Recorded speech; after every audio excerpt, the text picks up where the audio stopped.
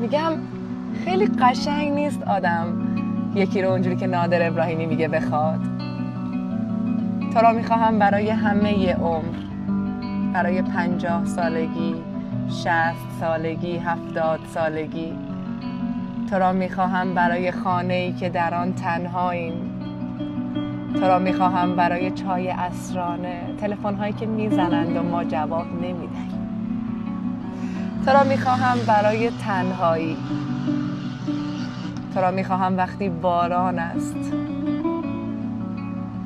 برای راهپیمایی‌های آهسته 2 نفره، نیمکت‌های سراسر پارک‌های شهر، برای پنجره بسته وقتی سرما بیداد می‌کند.